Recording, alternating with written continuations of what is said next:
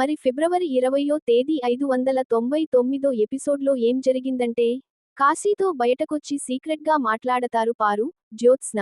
నీ వల్లే నేను నా భార్యకు దూరమయ్యానని కాశీ మండిపడతాడు.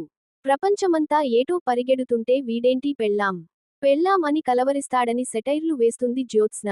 నీకు పెళ్ళై ఉంటే వాడి బాధ తెలిసేది. నిన్ను ఎవడూ పెళ్లి చేసుకోడని అంటుంది పారు. దాస్ బాబాయ్ కనిపించాడు కదా, ఏమైనా చెప్పాడా అని అడుగుతుంది జ్యోత్స్న. మా నాన్న గురించి నీకెందుకు అని మండిపడతాడు కాశీ. నువ్వు చేసినదానికి జీవితాలు నాశనమైపోతున్నాయి. నీకు ప్రేమ విలువ తెలియదు కాబట్టే మనుషుల్ని తేలికగా వదులుకుంటావని మండిపడతాడు కాశీ. నీ ఖాతాలలో బలైనవాళ్ల లిస్ట్లో వీడు కూడా ఒక్కడు. నీ దెబ్బకు ఆధార్ కార్డ్ చూపించడానికే జనం భయపడుతున్నారు. ఈవిడగారు మళ్ళీ ఎవరి జీవితాన్ని నాశనం చేసిందని ప్రశ్నిస్తాడు కాశీ. ముందు మీ నాన్న ఏం చెప్పాడో చెప్పమని దబాయించి అడుగుతుంది జ్యోత్స్న. ఏం చెప్పలేదు.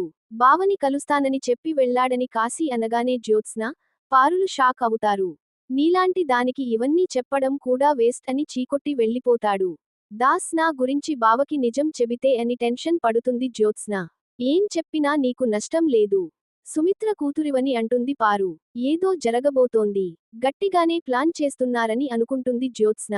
పిన్ని, దాస్, నువ్వు అంతా నన్ను మోసం చేశారు. నా కూతురు ఎక్కడుంది చూపించమని బాధపడతాడు దశరథ. టైం వచ్చే వరకు నిజం బయటపడదు.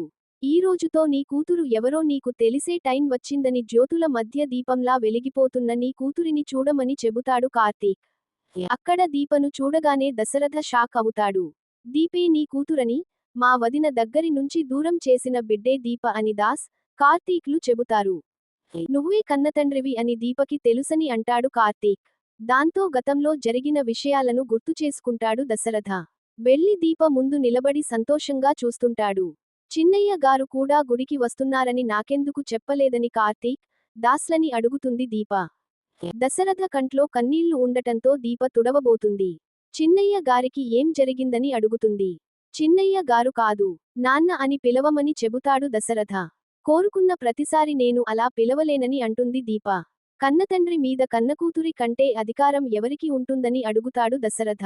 మీ నాన్నకి నువ్వే కూతురివి అని నిజం చెప్పేశామని కార్తీక్ అనడంతో దీప కంటతడి పెడుతూ దశరథను హత్తుకుంటుంది.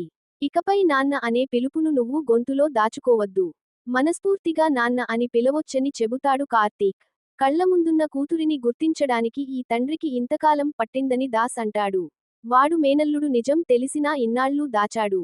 నువ్వు నా కన్నకూతురివే కదా, నీ కళ్లముందే వేరొకరిని అభిమానిస్తున్నా ఎలా తట్టుకున్నావు? ఆడదాని కన్నీటి బరువుని భూదేవి కూడా మోయలేదంటారు. అలాంటి కన్నీటిని నేల మీద పడకుండా, మా కంటికి కనిపించకుండా గుండెల్లో ఎలా మోసావని ప్రశ్నిస్తాడు దశరథ. తెలిసిన కాసేపటికి నా కూతురు ఎక్కడుంది అని అడిగాను. నా తండ్రి మనసు కన్నబిడ్డ కోసం అంతలా తాపత్రయపడిందని అంటాడు దశరథ. నా ఆకలి తీరడానికి దేవుడు ప్రసాదం కాదు, కడుపు నిండా భోజనం పెట్టాడు. మీ నుంచి నాకు తెలియకుండానే దూరమయ్యాను, అలాగే తెలియకుండానే దగ్గరయ్యానని బాధపడుతుంది దీప. మీరు నన్ను చూసినప్పుడు తొలుత అమ్మ దీప అని పిలిచారు. మీరు పిలిస్తే నాకు పెంచిన తండ్రి గుర్తొచ్చాడని చెబుతుంది దీప. మీరే నా కన్నతండ్రి అని తెలిసిన తర్వాత నేనే మీ కన్నబిడ్డనని చెప్పుకోలేకపోయానని అంటుంది దీప. అది నేనే చెప్పొద్దని కార్తీక్ అంటాడు. ఈ నిజాలన్నీ ఎవరు దాయమన్నారు?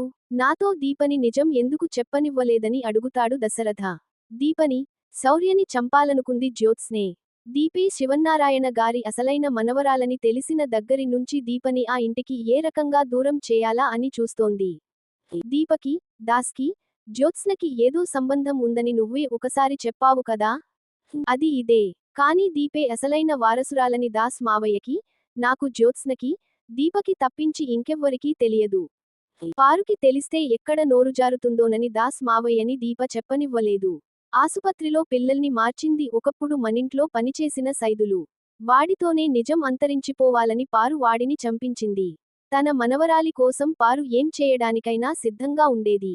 ఇప్పుడు ఆ పని జ్యోత్స్న చేస్తోందని చెబుతాడు కార్తీక్. నేను దీపని పెళ్లి చేసుకున్న తర్వాత మీరంతా నాతో మాట్లాడటం మానేశారు. మీరంతా ప్రమాదంలో ఉన్న సంగతి మాకు తెలుసు. మిమ్మల్ని ఎలా కాపాడుకోవాలో అర్థం కాలేదు. అదే సమయంలో దీపకి ఆపరేషన్ చేయాల్సి రావడం, నా దగ్గర డబ్బులు లేకపోవడం, జ్యోత్స్న నాతో అగ్రిమెంట్ మీద సంతకం పెడితేనే డబ్బులు ఇస్తానని చెప్పింది. అలా మీ ఇష్టం లేకుండానే మీ ఇంట్లో అడుగుపెట్టాం. అవమానాలు భరించి మిమ్మల్ని కంటికి రెప్పలా కాపాడుకున్నాం. అత్తకి జ్యోత్స్న ఎందుకు నిజం చెప్పాలనుకుంది? టాబ్లెట్స్ ని డస్ట్ బిన్లో వేయాలని ఎందుకు అనుకుందో నీకు అర్థమై ఉంటుందని అంటాడు కార్తీక్. జ్యోత్స్నని అత్త దేవతలా చూసుకుంటోంది. నిజం చెబితే అత్త ఏమవుతుందోనని భయంగా ఉంది. ఎప్పటికప్పుడు ఏదో ఒక సమస్య వస్తూనే ఉంది. అందుకే నిజం చెప్పలేకపోయామని అంటాడు కార్తీక్. దీపకి పుట్టబోయే బిడ్డకు కూడా ఆస్తిలో హక్కుంటుందని తెలిసి దీప బిడ్డను జ్యోత్స్న చంపాలనుకుంది. ఆస్తి కోసం జ్యోత్స్న ఏం చేయడానికైనా సిద్ధంగా ఉందని చెబుతాడు కార్తీక్.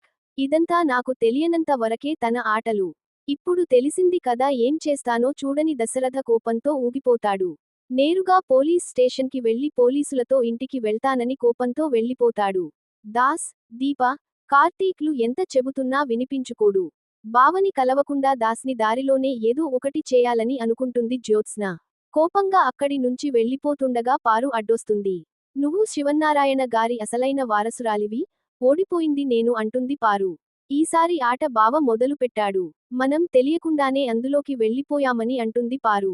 ఆట కార్తీక్ మొదలుపెట్టుంటే ఈపాటికి నీకు మంగళ హారతులు ఇచ్చే కార్యక్రమం మొదలయ్యేదని అంటుంది పారు. ఎక్కడికి సాగనంపడానికి అని జ్యోత్స్న అడగ్గా, పోలీస్ స్టేషన్కి అంటుది పారు. నువ్వు నా సొంత మనవరాలివి కాదు అని ప్రూవ్ చేయడానికి డాక్టర్ హారిక ఇచ్చిన రిపోర్ట్స్ ఉన్నాయి. కానీ నువ్వే దాస్ కూతురివి అని ప్రూవ్ చేయడానికి నీ దగ్గర ఏం ఆధారాలు ఉన్నాయని ప్రశ్నిస్తుంది పారు. కానీ నీ పాపం పండింది. దాస్ కిడ్నాప్ సంగతి ఎక్కడ బయటపడుతుందనే భయంతో నాన్న అంటున్నావా అని జ్యోత్స్నపై మండిపడుతుంది పారు. నువ్వు ఎవరో ఆడుతున్న గేమ్లో తిరుగుతున్నావని ప్రశ్నిస్తుంది పారు. పిల్లల్ని మార్చి పెద్ద తప్పే చేశావని జ్యోత్స్న చెప్పడంతో పారు భయపడుతుంది. ఇంతటితో ఎపిసోడ్ ముగుస్తుంది.